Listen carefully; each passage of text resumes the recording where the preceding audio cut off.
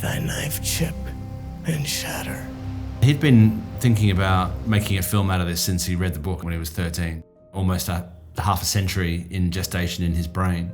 I wanted to make sure that the Dune series that Denis was directing was purely his vision.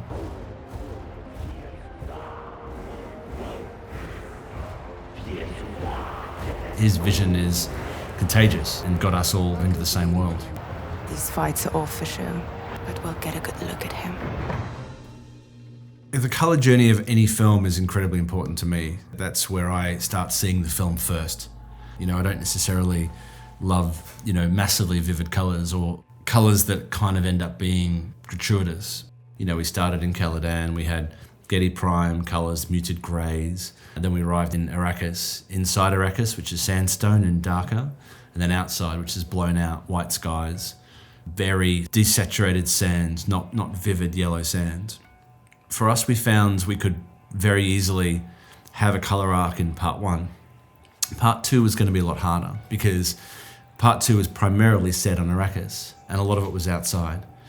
So it was really important that we kind of didn't have the same colour palette throughout the entire film, which is why when, Paul goes into the south to find his followers, it becomes blackened sand. The sand becomes a lot darker. But what I love about Denis is that he's courageous, and adventurous when it comes to making sure that what we film is exactly what we get.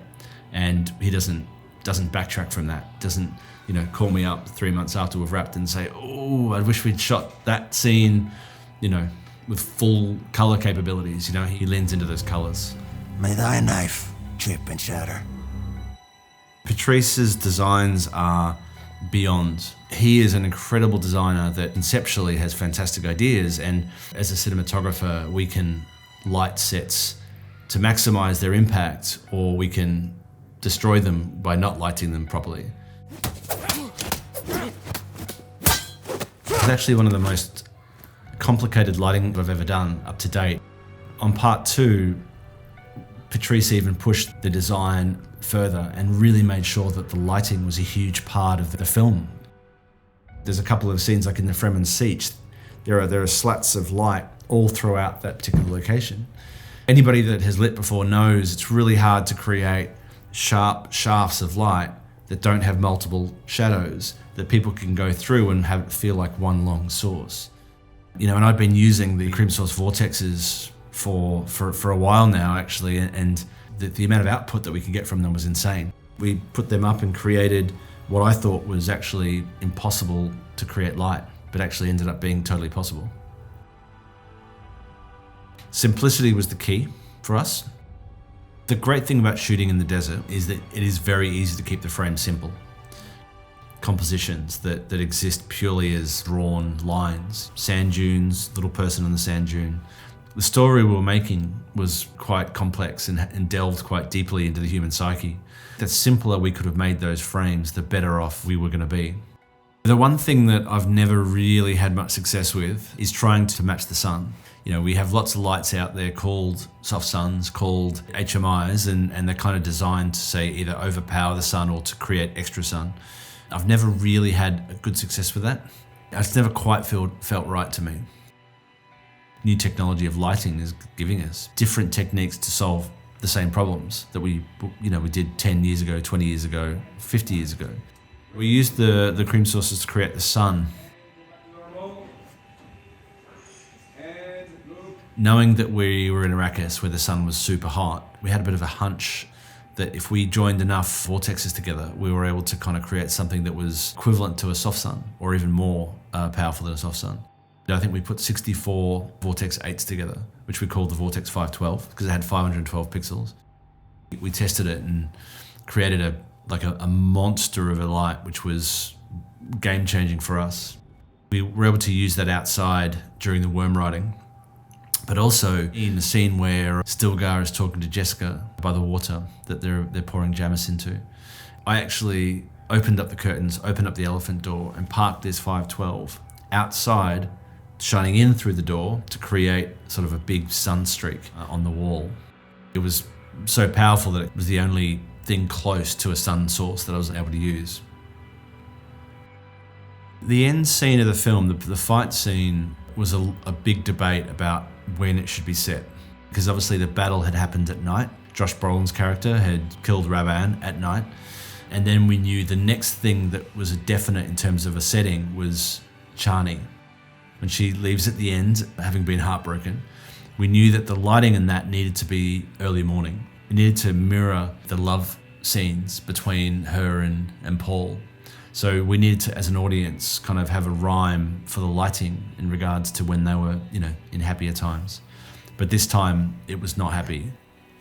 So we had to find a way to shoot a sunrise, a dawn, because we needed to create a massive wall of light to mimic what the sky does when the sun rises. Any special attention for the pet? We used the Vortex 512 unit that we'd built to actually create the sun. We had a square fixture, 512 pixels, but we drew effectively a circle in that fixture. And, in all the shots that you see the sun behind them out of focus or in focus, that's the Vortex. Often not at full power, because if it was full power, often it would, be too bright. And it needed to have a kind of a sunrisey, soft quality to it. We used a high output light and then tended to bring it down a bit to create the mood that we're after.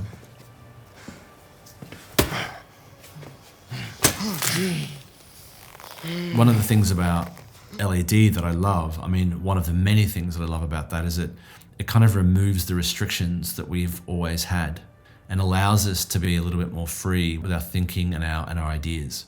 And it's not just a color thing either. Like, color is one thing because, again, I'm a massive color fiend where, if the color's not quite right, I don't quite believe it. But the ability to tune the LEDs to color is a little bit like being able to tune the grade, where you can change the color in the grade. Being able to stand there and tune the LED space lights, for example, or the LED area lights, means that you could really fine-tune your color in a three-dimensional way, not just in a two-dimensional way. When you get into a grade, you can window and you can light areas differently, and that's all possible. But I think the power of RGB LED particularly is that you're able to kind of change the color in a three-dimensional space. You can get to a place that's more naturalistic. For me, it's all about opportunities. And even now where LEDs have become weatherproof, dust-proof, I couldn't imagine what would happen if we put tungsten, in front of some of those wind machines blasting sand at 40 miles an hour at an actor, and also the lights. I can't imagine how tungsten would have performed in that situation. But when you've got lights that are insanely IP rated and durable and hardy and great color, and it's removing the limitations that I've experienced in the past. Creamsource tend to think a bit more like a technology company as well as a lighting company. They're obviously very, very focused on the light and the light quality and the experience for the people that use them. Where they're differing any other company, it seems like they're concentrating on the technology. They're syncing the lights to the camera. They're able to do that.